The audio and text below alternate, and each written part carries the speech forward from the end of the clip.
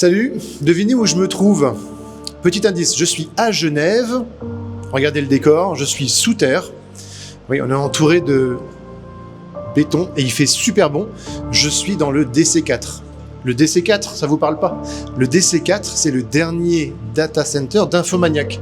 Infomaniac, pour lesquels nous sommes partenaires, ils sont situés en Suisse, à Genève, je viens de vous le dire. Et ce DC4, ce data center, il est ultra moderne. Il est tout nouveau, tout récent. Il a été inauguré d'ailleurs ce début de semaine. Et il permet de redistribuer, je vais vous expliquer tout ça dans la vidéo, sa chaleur. Et au-dessus de nous, il y a une ville qui est chauffée grâce à ce data center. Je vous fais une petite visite, on est parti.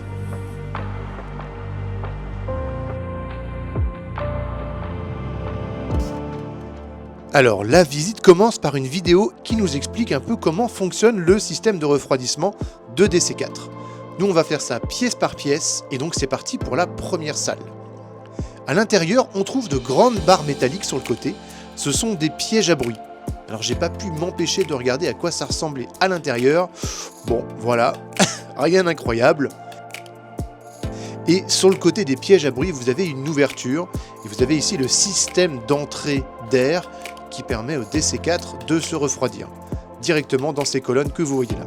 Ah, bien sûr, il peut pleuvoir ici, c'est pour ça qu'au niveau du sol, vous avez des petits boîtiers orange qu'on retrouve un peu partout, ce sont des capteurs tout simplement, qui préviennent en cas d'une éventuelle inondation. On en est loin, mais en tout cas, tout a été pensé. Bon, la pièce suivante, elle est vraiment incroyable. Sur la droite, vous avez des filtres à poussière, et à gauche, des ventilateurs. On passe dans la pièce de derrière, et on peut voir ce mur de ventilateurs.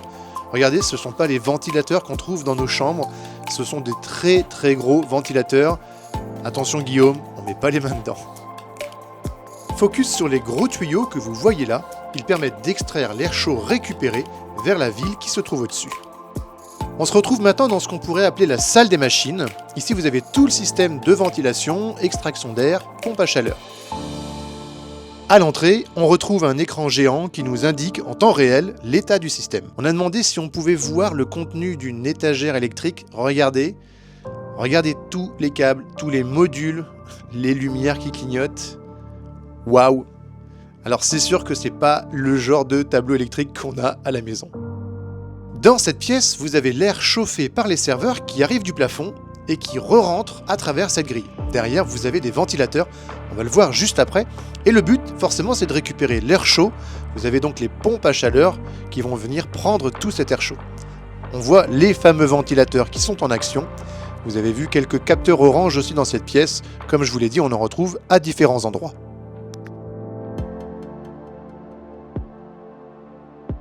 Ici, vous l'avez deviné, c'est l'air frais qui arrive et qui va aller sous les serveurs refroidir l'air ambiant. D'ailleurs, en parlant de serveurs, il serait temps d'aller les voir. Bon, la première fois qu'on voit ça, c'est impressionnant. Il y a énormément de serveurs, il y a donc aussi beaucoup de ventilateurs et tout ça, ça fait beaucoup de bruit. Oui, j'ai voulu regarder avec ma montre, 85 décibels, ça reste quand même assez important. Forcément, tous ces serveurs, c'est beaucoup de câblage. Il y a différentes couleurs, chaque couleur c'est un usage bien particulier. Et forcément, c'est aussi la pièce où il fait le plus chaud. On rentre maintenant dans une sorte de local technique dans lequel on trouve de grandes armoires. Chacune d'entre elles, c'est un peu les différents disjoncteurs de tous les systèmes que nous avons vus juste avant. On peut dire que c'est la tour de contrôle. Et forcément, dans ce local, vous avez aussi le stock de matériel. Regardez ça, 96 Go en termes de RAM ou ce disque de 24 Tera.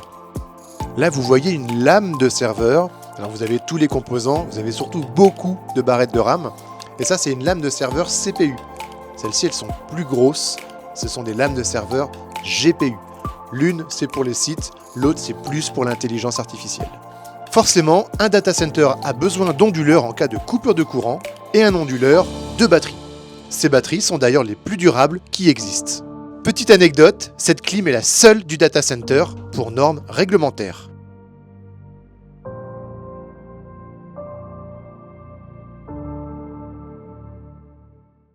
Bon, ça y est, je suis sorti du DC4 par une entrée et je vais vous montrer ce qu'il y a au-dessus.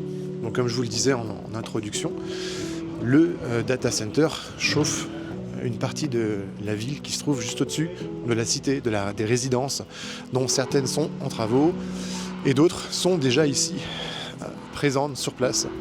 Voilà, donc tout autour de moi, on est vraiment au cœur de l'innovation pour le coup, puisque c'est quand même assez novateur. Je crois que c'est unique comme concept, et c'est forcément dans les valeurs d'Infomaniac de réussir à récupérer la chaleur qui est produite par les serveurs et d'avoir un système qui est respectueux de la planète. Voilà, ça c'est le DC4 d'Infomaniac à Genève. Bon, eh bien, on se retrouve du coup dans les bureaux d'Infomaniac. Donc on est toujours à Genève, mais cette fois-ci, on est passé 10 km plus loin et je suis accompagné de Thomas. Thomas, bonjour. Bonjour. Donc Thomas, chez Infomaniac, tu t'occupes de... la communication et du marketing. Ça, c'est quelque chose qui me connaît bien, la communication. Je me suis dit, Thomas, que ce serait sympa que je te pose quelques questions, on va dire 4, et puis on voit comment est-ce que tu t'en sors, ok ? Ça marche, avec plaisir.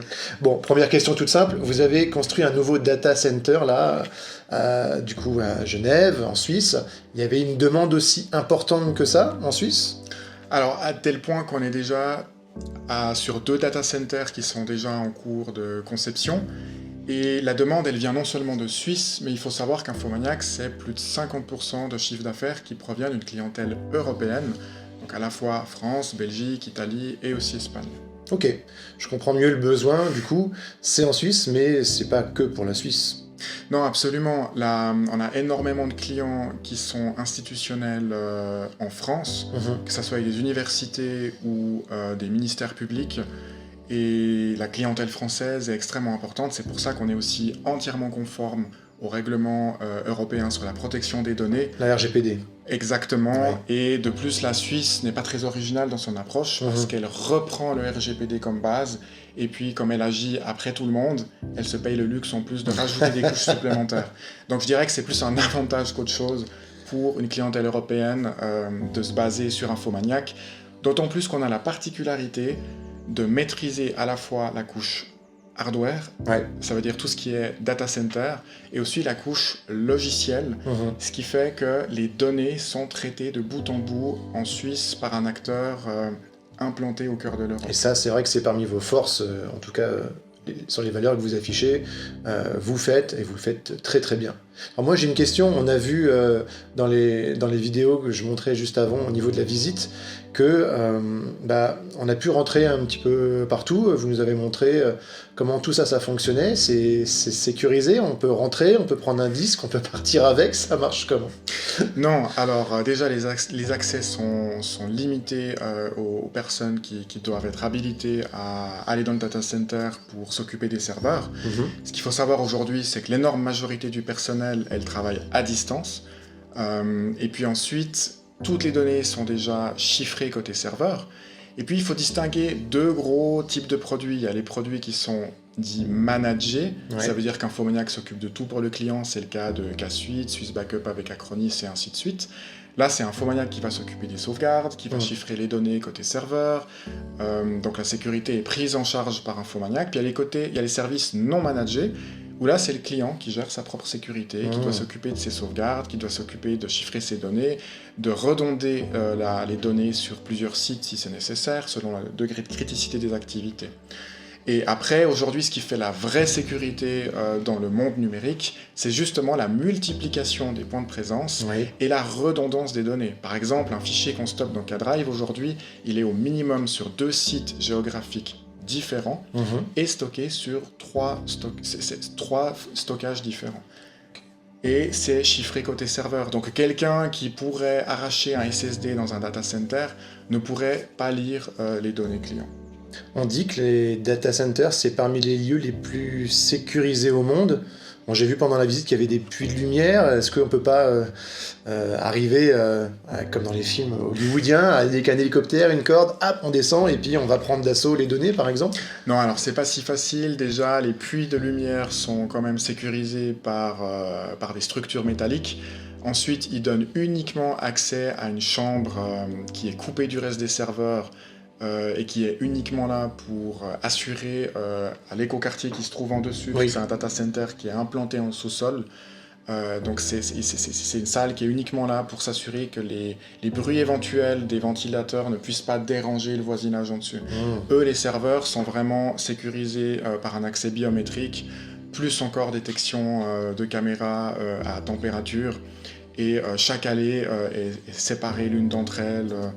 Et puis après, il y a tout un dispositif de sécurité avec détection de mouvement. J'ai vu que c'était très sécurisé. Voilà, ça reste quand même des lieux qui partout, sont, les caméras, il y avait de quoi faire. Sont très sécurisés, même si aujourd'hui, cette multiplication des points de présence fait que l'objectif pour tout acteur cloud, c'est de pouvoir se permettre de débrancher un data center sans que les clients s'en aperçoivent. Super tour de passe-passe. Thomas, j'aurais une dernière question pour clôturer cette vidéo reportage. J'ai cru comprendre que depuis quelques semaines, vous aviez un produit qui était de plus en plus demandé, alors que ça fait quand même un moment qu'il existe. Si je ne dis pas de bêtises, c'est K-Suite. Et c'est vrai qu'on parle de plus en plus d'Infomaniac, de tout ce que Infomaniac fait au sein du monde, dans le domaine de tout ce qui est hébergement, serveur. Vous commencez à avoir une sacrée renommée. C'est quoi K-Suite ? K-Suite, c'est la solution collaborative qui permet à toute entreprise de réunir tous ses documents au même endroit, de communiquer au même endroit, de s'envoyer des mails de manière sécurisée.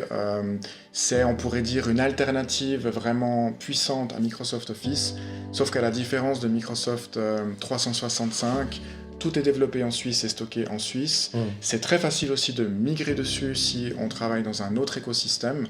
Et on aime à le dire, c'est aussi plus simple, plus intuitif, moins usine à gaz. Ça se déploie très facilement. On retrouve aussi toutes ces données sur tous ces appareils. Et puis là, l'avantage aussi, c'est que tout est intégré, tout communique ensemble. Et puis c'est un écosystème qui est souverain, qu'on maîtrise de bout en bout. Et qui n'est pas juste une surcouche graphique sur un moteur qui nous appartiendrait pas. Donc c'est vraiment que le début de l'aventure. C'est une aventure qui est déjà bien solide et qui est parfaitement interopérable avec les autres solutions qu'utilisent les autres entreprises.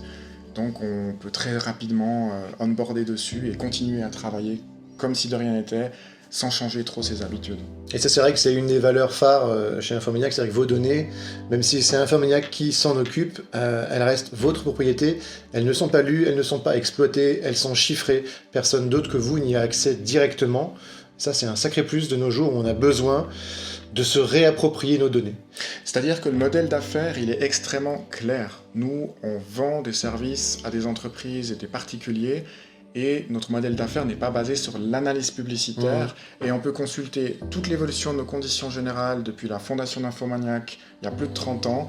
Cette ligne, elle n'a pas bougé. Le directeur stratégique, c'est le même, et il y a des valeurs fortes. Et puis Infomaniac aussi, c'est une société indépendante, donc on n'est pas sous pression des actionnaires ou des gouvernements. C'est vraiment une entreprise neutre, et on est là pour les clients, et on traite les données des clients comme on aimerait qu'on traite les nôtres.